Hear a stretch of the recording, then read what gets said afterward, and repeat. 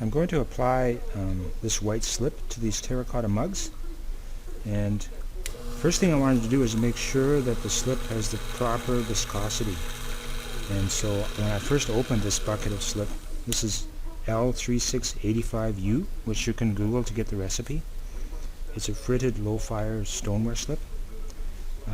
When I first opened the bucket, it was jelly, and I couldn't get it thinned out. But when I put it in the mixer, then it turned very liquid, and I had to add Epsom salts to flocculate it, or to get it thicker. So now I've achieved what I think is about the right flow.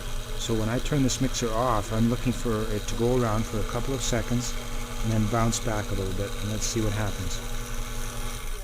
1, 2, bounce back. Perfect. I'm about to apply this slip to these terracotta mugs. Well, I've done two, as you can see. And it's extremely important that the slip have the right consistency. It needs to be gelled. And because this slip has a lot of clay in it compared to a glaze, 3 times the amount. This is L3685U, which you can Google to get the recipe. I've added Epsom salts to this to thicken it up. And normally I would add vinegar to a glaze, but for this slip it didn't respond to vinegar, so I used Epsom salts. And you can notice how it hangs on here and just sits there. So that's what I want. So now we'll glaze one of these.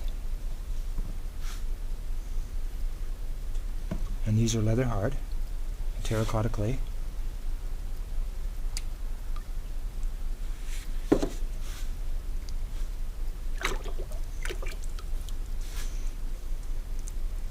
Now when I pull this out of here, I want that slip to gel. I want it to hang on.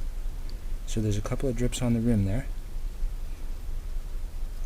And it's going to take this a while to dry, so the gelling is very important. When I turn this back upright, I need it so that the drips of glaze do not run back down from the rim.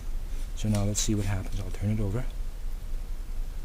Everything's stable. It's perfect. So I've got a perfectly even layer of slip on that mug. So it's extremely important that the slip have the correct consistency, be gelled to the proper degree in order to get that on evenly. Now I'm back about an hour later, and the slip, I've just stirred it up. It was gelled, and it's back to its consistency, which is good. The 3 mugs that I did, you can see that they are drying, and they've lost their sheen, but they're still fairly wet.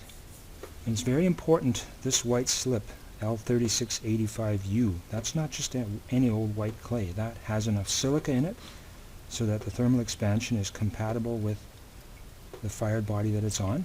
It has enough clay in it so that it sticks to the pot really well, and it suspends well, and it hardens well. It has enough frit in it. I think there's 25% frit in there, so that it develops a glass, and the fired slip is going to stick and glue itself really well onto the fired ceramic underneath. And when I start adding stains to that glass is going to help develop the color in those colored slips.